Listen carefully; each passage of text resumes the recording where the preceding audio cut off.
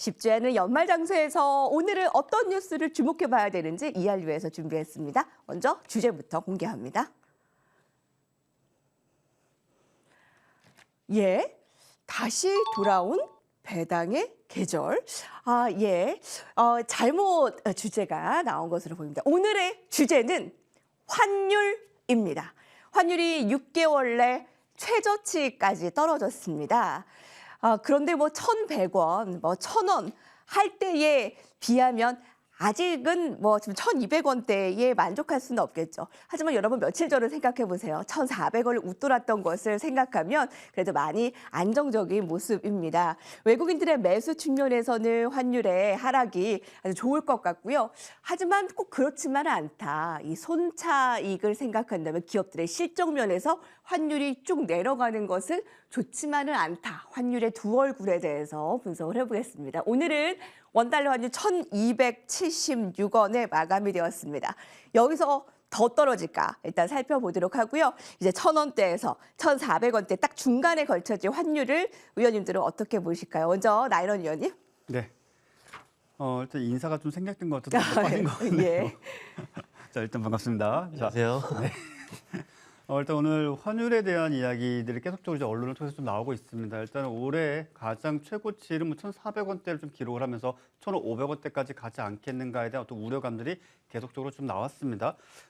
다행스럽게도 일단 1,200원대까지 오긴 했는데 뚜렷하게 왜 이렇게 되었는가에 대해서 명확하게 설명을 할 수 있는 부분들은 아직까지 나와 있지 않습니다.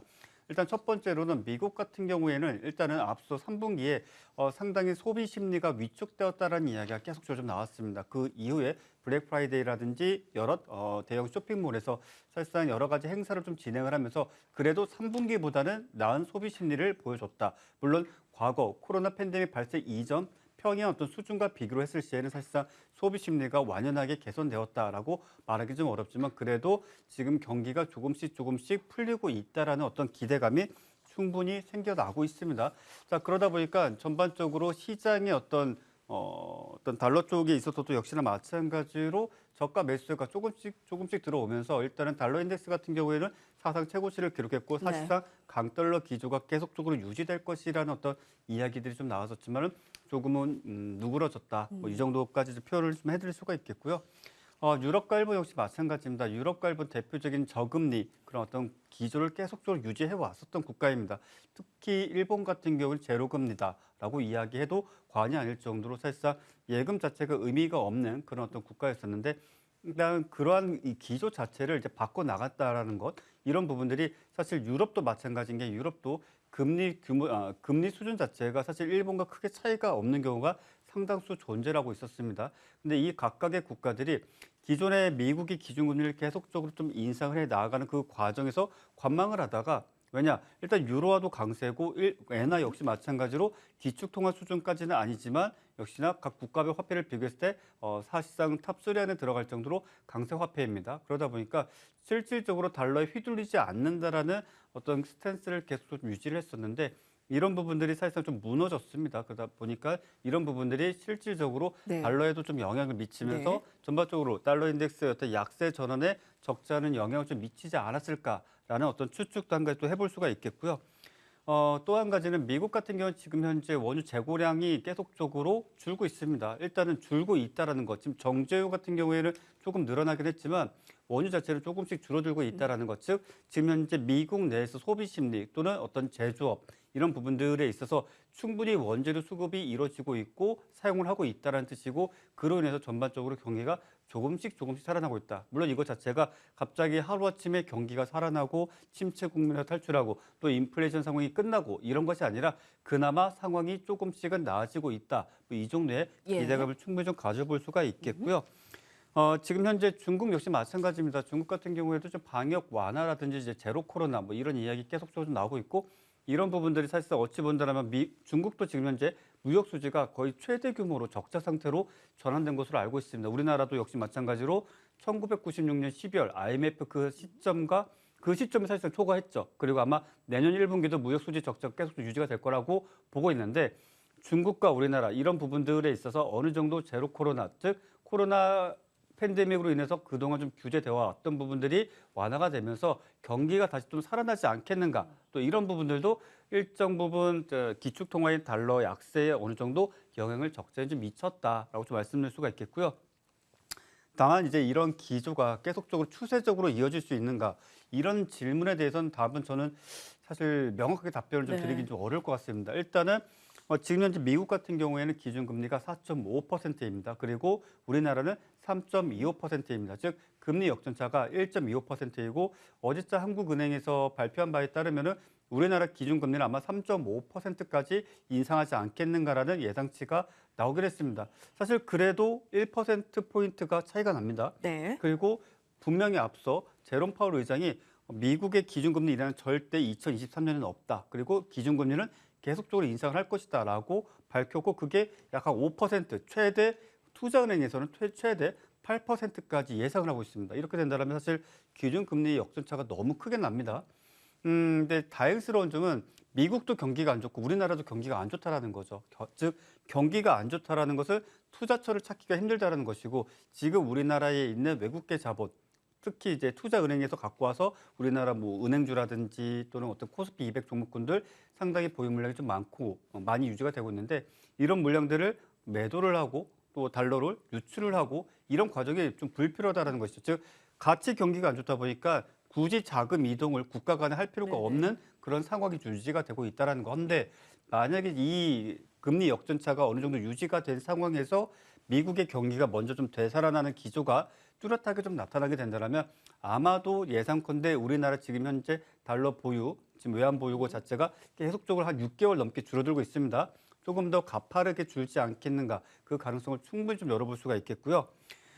지금 현재 시점도 앞서 말씀드린 것처럼 외국인이 우리나라 시장을 갑작스럽게 떠난다든지 이런 네. 것도 잘 없습니다. 특히 이번 주 같은 경우만 하더라도 외국인들이 매수 매도하는 규모 자체가 시장에 영향을 거의 미치지 않는다라고 해도 과언이 아닐 정도이고 한 가지 뭐 말씀을 좀 드린다라면 코스닥 종목군들 중에서 특히 오후장 종가 무렵에 급작스럽게 상승하는 종목군들 보면 아마 창구를 좀 보시는 분들은 아시겠지만 갑자기 예상치 못한 창구가 드러나게 됩니다. 뭐 JP모건을 예를 든다라면 장중에 단 한 주도 매수하지 않다가 종가 무렵에 뭐 삼성전자가 되었든 개별주가 되었든지 간에 일순간에 뭐 10만 주, 20만 주, 30만 주씩 한 번에 그냥 매수를 하고 그 다음날 이게 바로 매도를 합니다. 그러다 보니까 실제 수급 상황에 집계되는 것이 거의 제로에 수렴한다고 해도 이제 과언이 아닌 상황이니까 지금 시장 조금은 답답할지언정 네네. 지금 뭐 달러도 어느 정도 안정권을 접어들었고 기준금리도 어느 정도 역전차는 있지만 그래도 인정하는 분위기니까 너무 적극적인 거래보다는 시장을 좀 관망하시면서 좋은 기회 있으면 또 뉴스 매매도 좀 하시고 단기 거래도 좀 네. 병행하시면서 현금은 고비중 상태로 좀 유지하시길 바라겠습니다. 네. 알겠습니다. 네. 다행히 외국인들의 수급이 뭐 10월, 11월에는 강력하게 들어왔다라고 하지만 좀 아쉽긴 하지만 그렇다고 크게 급격하게 빠져나가는 건 아니다. 네. 지금 시장에 지금 큰 영향을 미치는 수급 상황도 아니다. 네. 자, 그리고 달러 강세 얼마나 우리를 괴롭혔습니까? 그것도 안정화돼 가고 있다. 시장이 조금 지루하더라도 일단은 버티는 전략으로 함께 하고 있습니다. 오늘 주제가 이제 환율인데요. 자, 그동안 그 1,400원 막 1,500원까지 갈 것 같던 이 환율의 안정세가 반갑습니다. 하지만 시장엔 무조건 호재? 꼭 그렇지는 않다라는 거죠. 기업들의 실적 면에서 뭐 등등해서. 그럼 우리는 어느 장단에 맞춰야 됩니까? 김중섭 위원님. 아, 네. 그렇죠. 환율이 정말 다행이죠. 일단 개인적으로는 좀 다행이라고 생각을 하는데 여러분도 아시겠습니다만은 환율이 최근에 많이 내려오고 있습니다. 얼마 전만 하더라도 여러분도 아시겠습니다만은 1,500원 넘어가는 것이 아니냐 이런 우려가 있었단 말이죠. 그런데 이제 그 이후에 빠르게 진정이 되면서 어찌 보면은 참 좀 개인적으로 좀 다행이다라고 생각을 해요. 네, 이렇게 지금 빠르게 안정을 찾아가는 이유는 몇 가지가 있겠죠. 앞서 우리 나인원 위원님께서도 잘 설명을 해주셨습니다만은 일단은 미국 쪽으로 봐야죠. 네, 뭘 보느냐. 일단 여러분도 아시겠습니다만은 네, 미국 그 긴축 네, 이런 부분이 급격하게 이루어질 것이라는 걸 조금 벗어나고 있다는 거예요. 금리 인상 같은 경우에도 지금 속도 조절에 들어가면서 말씀드렸던 이 가파른 긴축이 조금 벗어나고 있다는 부분들이라는 것이죠. 이 부분 자체만 놓고 보더라도 어찌 보면 우리나라 그 환율 그 상승 요인 중에 하나가 조금은 이제 줄어드는 이런 케이스라고도 볼 수가 있어요. 물론 앞으로도 금리 인상은 계속적으로 이루어질 겁니다. 앞서서 나인원 위원께서도 말씀을 해주셨다시피 미국과 우리나라 금리 차이가 한 1.25% 정도 차이가 납니다. 일단은 우리는 한국은행이 감내할 수 있는 그 미국과 한국의 그 감내할 수 있는 그 수준 범주에 있기 때문에 이제는 그 안에서만 계획적으로 이루어지게 된다면은 그래도 우리나라 이제 환율이 좀 진정이 되고 아직까지 안정이라고 표현은 안 합니다. 네. 일단은 뭐 진정이 되어 가는 이런 부분들에 대해서는 상당히 긍정적인 부분이라고 할 수가 있겠고 또 이 부분이죠. 중국 쪽 얘기입니다. 당장은 뭐 코로나 뭐 확진자가 급증하고 사망자도 증가하고 있다라는 것. 물론 이제 이런 진통이 있긴 합니다만은 일단 중국이 봉쇄 정책을 완화합니다. 네, 위드 코로나 정책으로 이제 선회를 하고 있다라는 부분들은 아무래도 향후 중국 경기에 대한 기대를 좀 높일 수 있는 부분이고 또 실제로 이 부분에 의해서 위안화가 지금 강세를 나타내고 있다라는 부분들이 상대적으로 봤을 때 우리 환율 강세를 좀 같이 이어 나가게끔 네. 하는 요인이라고도 할 수가 있겠죠. 더불어 보면은 일본 얘기가 당연히 나와야 되겠죠. 뭐 사실상 일본이 그 금리 그 인상에 이제 나섰다라고 좀 봐야지 돼요. 뭐 그러면서 사실 그 엔화가 지금 150엔까지 갔다가 지금 많이 좀 내려와 있는 이런 상황이다라는 것이죠. 뭐 더불어 보면은 해외 그 투자 자금을 이제 회수할 가능성도 있는 이런 부분들이고 역시나 이 부분 자체만 놓고 본다면은 엔화 강세를 유발시키고 또 달러 약세를 유발시키겠죠. 역시나 이제 우리나라 그 원 달러에도 강세도 좀 유발시키는 이런 부분이다라고 할 수가 있어요. 이런 부분들이 어찌 보면은 그래요. 지금 시장도 그렇고 환율이 많이 내려오는 상황이다 보니까 시장도 어찌 보면 하반 경직성 확보에 이어서 더 긍정적인 뭐 이런 부분들 기대를 해볼 수 있는 부분들인데 일단 이러한 상황이 계속 된다라면은 그렇죠. 또 이 원달러 환율의 그 추가적인 또 하락, 이런 네. 부분들이 좀 예상이 된다라면은 뭐 당연히 우리 시장으로서는 외국인 수급 이 부분들 좀 기대를 해볼 수가 있어요. 뭐 외국인 같은 경우는 11월은 좀 매수 기조였습니다만은 12월 들어서는 현재까지 약 1조1조가 넘습니다. 1조 2천억 가량을 지금 순매도를 하고 있습니다만은 물론 이제 남은 기간이 얼마 되지 않기 때문에 이 부분들이 이제 순매수로 전환이 된다. 이 부분들은 말씀드릴 수는 없겠죠. 하지만 외국인 매도 약화를 좀 시켜볼 되는 이런 부분들이 아닌가 싶습니다. 뭐 내년에 어찌 보면은 이런 기조가 계속적으로 유지가 된다면은 외국인 수급 개선과 더불어서 순매수 그리고 이를 통해서 우리 시장 역시나 또 이제 좀 1월 달에는 뭐 올해는 계속적으로 1년 내내 부진했잖아요. 네, 네. 그렇다 보니까 내년에는 그래도 이들 외국인이 또 수급 개선이 이루어진다면 우리 시장에 또 긍정적인 지수의 흐름이 좀 이어지지 않겠나 이렇게 생각을 해볼 수가 있겠고 또 최근에 이제 레고랜드다 뭐다 해서 이 채권 시장 신용이 좀 문제가 생겼지 않습니까? 그러면서 이제 기업들이 자금 조달하는데 좀 어려움이 좀 있었어요. 하지만 이 환율, 이런 부분들로 놓고 본다면은 외국인 자금이 들어오면서 또 어찌 보면은 기업의 숨통을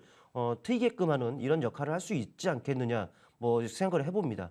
물론 앵커님께서도 말씀을 하셨습니다만 부작용 빼놓을 수는 없어요. 말씀하셨습니다만은 그렇죠 기업 그렇죠 수출이 좀 둔화가 지금 되고 있는 상황이고 기업 실적도 좀 부진합니다. 이런 상황에서 그나마 우리 기업들이 버틸 수가 있었던 네네. 것이 환율이 좀 높은 수준을 유지했다는 것이죠. 때문에 이제 실적을 어쩌면 방어하는 역할을 하는 이런 부분이었는데, 하지만 이제 환율이 급격하게 하락을 하는 이러한 상황이라면은 기업 실적, 그러니까 다시 말씀드리면 환차손이 발생할 수가 있어요.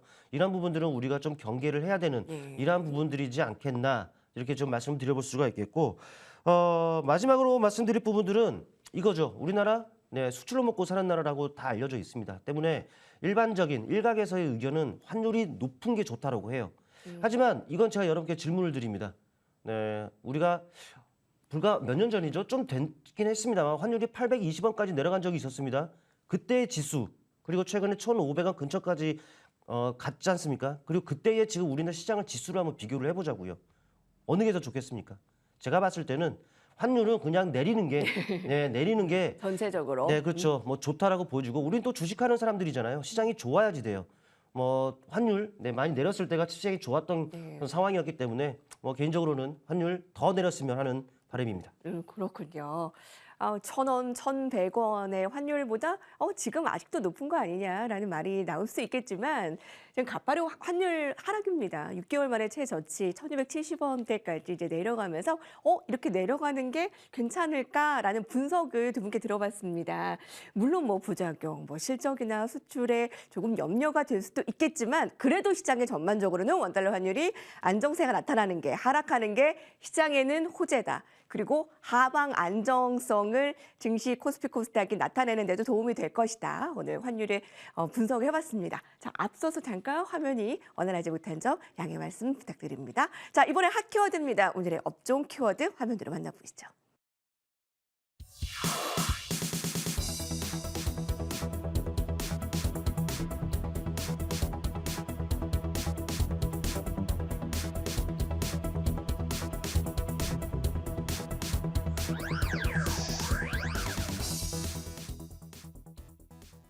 뉴스 따라 요동치는 주가 애플카 관련주입니다. 애플 하면 뭐가 떠오르세요? 바로 아이폰이죠. 근데 애플에서 야심차게 자율주행 전기차 출시를 앞두고 굉장히 그 기대감이 큽니다. 하지만 그 기대감이 너무 커서일까요? 그 지연이 된다라는 소식에 푹 가라앉고 또 오늘은 공동협의체가 구성된다라는 기대감에 또 주가가 올랐습니다. 어디에 우리는 좀 초점을 맞춰야 될까요? 나인원 의원님부터 분석해 주실까요? 어찌 본다면 12월의 산타죠. 지금 3년째 반복되고 있죠. 2년 전이 기억납니다. 2년 전에 제가 뭐 자세히 이제 와서 좀 말씀드릴 수가 있는데 네. 해외 어느 국가에 계신 현대차, 기아차 관련된 좀 높으신 분께서 저는 좀 친분이 계셔가지고 이제 조심스럽게 이야기를 했었어요. 정말 물어봤었어요. 정말 애플카 합니까? 라고 하니까 말은 못 해주겠는데 뭐 그럴 수도 있고 아닐 수도 있지만 그럴 수도 있다라고 하면서 조금씩 시장에 또 그것들이 알려지고 소문이 났었죠.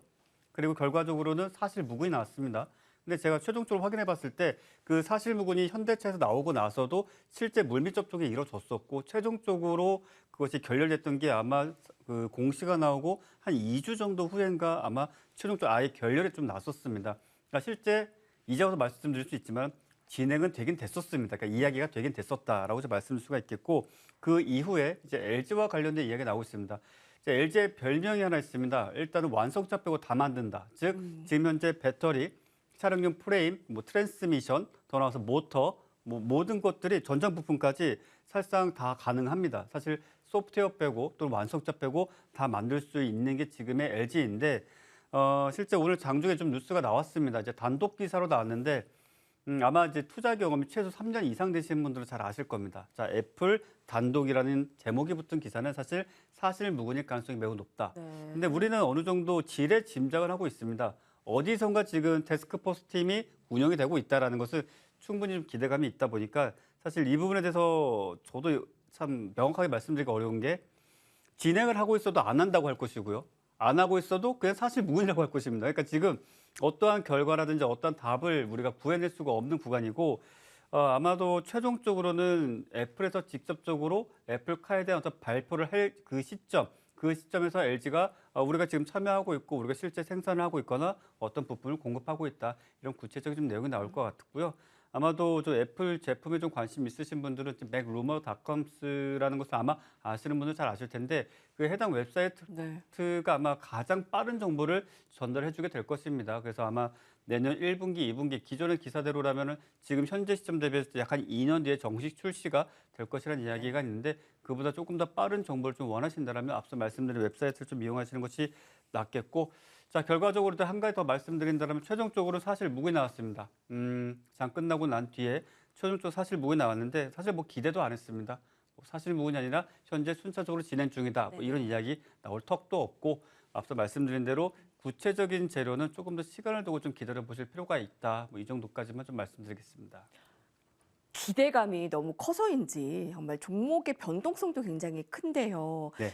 일단 애플카와 관련한 LG와의 공동협의체는 사실 무근으로 밝혀지면서 내일의 주가는 또 좀 실망감이 클 것 같은데 네. 실질적으로는 관련된 종목이 없나요?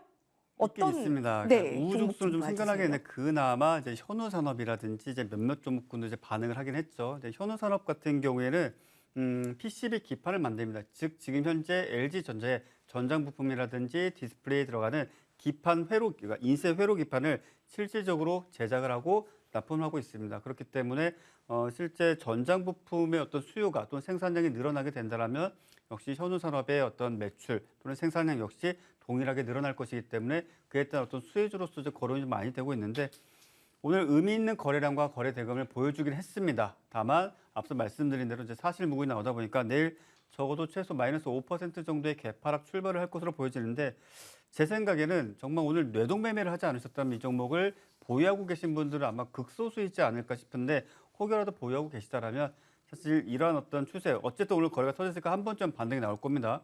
그래서 내가 뭐 수익으로 매도하겠다 생각하지 마시고 손실을 줄인다 생각하시면서 일단 내 매수가 부근에서 정리하시는 쪽으로 대응하심이 가장 좋겠고 추후에도 뭐 애플 거 관련 이슈 나면 당일 진입, 당일 청산으로 끝내시는 것을 적극 권해드리도록 하겠습니다. 네, 트레이딩 관점에서는 그렇습니다.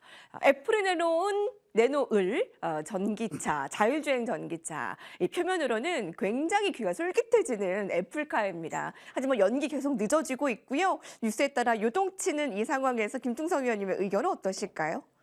뭐 저도 같은 뭐 생각이에요. 물론 이제 오늘 보면은 협의체 구성이라는 그 이슈가 좀 나오면서 관련 종목들이 좀 반응을 했습니다. 뭐 여러분도 아시겠습니다만 뭐 대표적인 수혜주로 꼽히는 LG전자 그 덩치 크고 무거운 종목이 오늘 5% 이상 아주 급등을 했습니다. 또 앞서서 말씀해주신 현우산업 같은 경우도 17% 아주 급등하면서 그 애플카에 대한 기대감을 고스란히 반영을 했다라고 할 수가 있죠. 그런데 아쉽게도 장 끝나고 나온 기사가 좀 여의치가 않아요. 이런 부분들을 놓고 봤을 때는 오늘 움직였던 종목들이 과연 내일 어떻게 움직일런지 좀 체크를 해볼 필요가 있습니다. 그런데 이 애플과 관련해서는 호재성보다는 좀 악재성 이슈가 얼마 전에도 있었죠. 앵커님께서 좀 말씀해주신 뭐 개발이 뭐 거의 뭐 틀어졌다, 지연이 됐다, 뭐 이런 부분들도 좀 있고 그러면서 이제 페달이라든지 운전대가 없는 이런 부분들 완전 자율주행차가 뭐 거의 포기했다. 뭐 일각에서는 이렇게 지금 받아들여지고 있기 때문에 이러한 부분들이 사실 전해지면서 뭐 LG전자가 뭐 7%인가요? 뭐 이렇게 급락을 한 적도 있었고 그랬었는데 오늘 이런 이슈 호재와 악재가 거의 뭐 같이 있는 이런 상황이기 때문에 이제는 조금 더 종목들이 어떻게 움직일런지 좀 예의주시해 볼 필요가 있다라고 좀 보여집니다. 다만 이렇게 봐야죠. 얼마 전에 그 애플 XR 기기 지연 소식으로 인해서 종목들이 급락했잖아요. 예. 근데 전화 위복이 되는 경우가 좀 많아요. 뭐 바닥을 치고 다 올라오는 경우가 제가 있었단 말이죠. 그러니까는 이렇게 보시면 될 것 같아요. 이건 역시 전화 위복이 될 가능성이 있다라고 보여집니다. 내일 주가가 만약에 안 좋은 경우라면은 왜? 어쨌든 뭐 지연이 됐다 뿐이지 어쨌든 나옵니다. 더 개발을 완벽하게 해가지고 뭐 출시하려고 하는 거 아니겠습니까? 뭐 이런 측면에서 놓고 본다면은 분명히 전화 위복이 될 가능성이 있습니다. 때문에 너무 안 좋게만 보지 마시고 그래도 꾸준하게 관심을 가지고 또 경우에 따라서는 적극적으로 베팅할 땐 또 베팅을 하는 이런 자세도 좀 필요해 보여요. 그렇기 때문에 자율주행과 관련한 애플카뿐만 아니라 이 자율주행 전반적인 부분들은 먼 훗날의 미래가 아닙니다. 이제는 다가온 현실이에요. 이 부분들을 감안하면 꾸준하게 관심을 두고서 지켜보자 이렇게 좀 정리를 하겠습니다. 애플카 관련주에서는요, 이 애플카 관련주에만 국한되는 종목은 사실 없습니다. 다 뭐 자율주행과 관련한 종목이라든가 IT 부품, 자동차 부품 다 이렇게 여러 다리가 걸쳐져 있는데 그래서 아마 종목 가운데서도 분명히 또 좋은 종목이 있을 것 같아요. 네, 굳이 이쪽에서 고르자면은 대성 파인텍을 좀 준비를 좀 해봤어요. 네. 뭐 애플 플러스 마그나 하면 애플카라잖아요. 네, 그래서 근데 그 마그나의 그 부품을 공급하고 있는 업체가 바로 이 대성 파인텍이란 말입니다. 그래서 이 애플카 관련해서는 수혜주로 또 분류되고 있습니다. 이 뭐 익숙한 종목이고 친숙한 종목이다라고 좀 판단이 되기 때문에 바로 차트를 보면서 말씀을 한번 드려볼게요. 네, 오늘 뭐 관련 이슈가 전해지다 보니까 8% 이상, 약 9%가량 아주 강한 탄력이 나타났습니다. 물론 이제 위쪽으로는 꼬리가 그려지면서 살짝 밀린 부분들이 좀 확인이 됐습니다만은 하지만 전반적인 흐름을 놓고 본다면은 주가가 바닥권에 있다는 것을 알 수가 있죠. 또 뭐 최근에 있었던 이란의 상승 과정은요, 그동안 형성됐었던 하락 추세를 벗어나는 상황에서의 이런 탄력이었어요. 그리고 나서의 그 눌림이라는 것이죠. 어찌 보면은 새로운 추세를 만들어가는 과정이다라고 판단이 됩니다. 때문에 최근 저점 구간은 지켜진다라고 판단이 됩니다. 때문에 추가적으로 눌리면은 이 정도 구간에서는 제가 이렇게 딱 그어놓은 이 정도 지점에서는 지지가 되는지 한번 지켜볼 필요가 있다라는 것이죠. 때문에 지금 새로운 추세를 만들어가고 주가 자체도 바닥이고 또 관련 이슈 기노업에서 봤을 때는 애플카 출시된다라고 했죠. 이런 부분들로 봤을 때는 지금 구간이 어찌 보면 바닥권으로서 가격 매력을 발생시키고 또 저가 매수세도 유입이 이루어질 수 있는 구간이기 때문에 애플카와 관련해서는 한번 이 종목 한번 눈여겨보시길 바라겠습니다. 네, 오늘 이 두 종목이 현우산업과 대성파인텍이 아주 애플카와 관련해서 똑부러지게 좀 오른 종목이었는데 이게 맞는 건지 한번 분석을 해봤습니다. 애플카였습니다. 핫키워드였습니다.